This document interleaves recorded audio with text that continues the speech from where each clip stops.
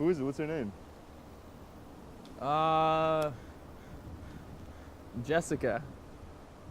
Jessica? Yeah. Sunlight Over Water. So this is one of those really interesting films. I wanted to watch this film multiple times to dissect this friendship and like what's going on. Okay, this one had very shaky camera, which I hate.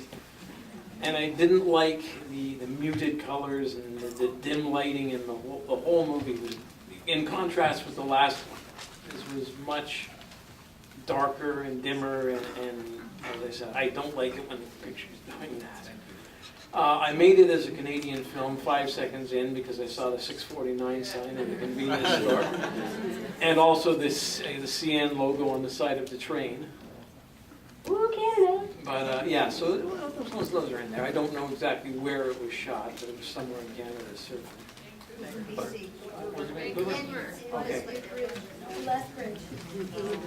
But it just to me it wasn't beautiful visually. I didn't like the music. It wasn't all those elements were subpar for me, I'm afraid. I noticed the muted tones. I assume that was intentional because everything was suppressed. Desires were suppressed. Things people wanted to say were suppressed. I didn't mind muted tones. I felt when I saw the movie, I just accepted for that's what the movie's about, so it seemed okay. The one thing I didn't like about the story was the fighting scene. I think it should have been the blonde person fighting the other guy. It would have been a stronger story, because for the guy to fight the blonde guy, we didn't really hear much about his story at all, so for him to flip-flop like that, to me, just was missing some kind of moment of truth or something for him. Because of the blonde guy, I think it would be a stronger story for him to do the fighting. I still think it will work that way as well. I also didn't mind the tones because I totally agree with you in terms of their emotions were completely suppressed and frightened. I could accept what this gentleman just said about switching the roles. However, I accepted it, and I thought it was much stronger with the darker young man who was the aggressor at first and then really angry, because that's the inner struggle. That's, the attraction, the passion, the not wanting to hold back, and then being angry at yourself for, oh my God, what have I done? And hence going to the young woman at the party and all of that. So I thought that part worked really, really well. And the struggle was not new, but interesting. The only thing that bothered me was the smoking, because they obviously didn't smoke. So either do it or don't do it. That's a director talking. But if you can't do it so that it looks real, don't do it at all. It was just way too much of bad smoking. Yeah, I was just going to also comment about the smoking. It really distracted from the watching the film, but it's what it's like when you're young and you're trying to smoke and you're trying to be cool. So, it was difficult because it was in every scene and constant. You could tell that the guy didn't smoke, that they don't smoke.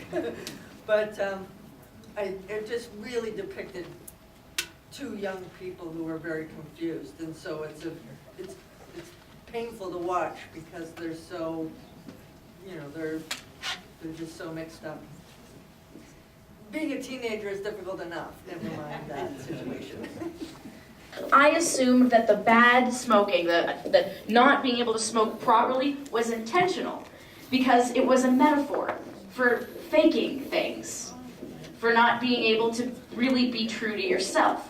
And the one guy who seemed like Merritt, the blonde guy, who seemed to be the most like, no, I don't really smoke, I don't really know how, I'm not going to do it right, was the one who seemed most comfortable with who he was, because he wasn't hiding it as much. And the other guy who was smoking in every scene wasn't comfortable with who he was because he gets so angry. And he makes a couple comments that indicate possibly that he has a bit of a fragmented life. But you're not sure. It's really left up to the interpretation of the audience, as is such. Have you ever had a girlfriend?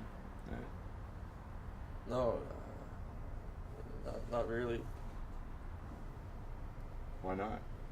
Oh, I like the film mostly because, as a gay man myself, I was Merritt at one point, and at the same time I was also Julian at one point.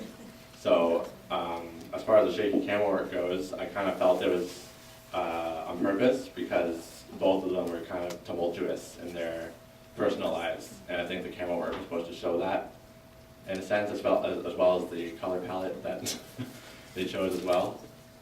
But I liked it. I have to say that cinematography-wise, I really liked the scenes in their bedroom because unlike the shaky camera, which was kind of hard for me to watch, even though it's obvious it was a tool for the filmmaker, the bedroom scenes were actually very well shot, and I think, especially the scene where the blonde guy woke up and got out of bed, I think the angle of the camera was very interesting and was very realistic, and I think it was very stable, maybe on purpose, to show the contrast between the other situations. So that was really nice. Yeah, there was a lot of beauty there. That was a small bedroom, and they really made it work, especially with the use of lighting, which was very artistic. And yeah, they do have that beautiful scene when he wakes up and he tucks Julian in. Yeah.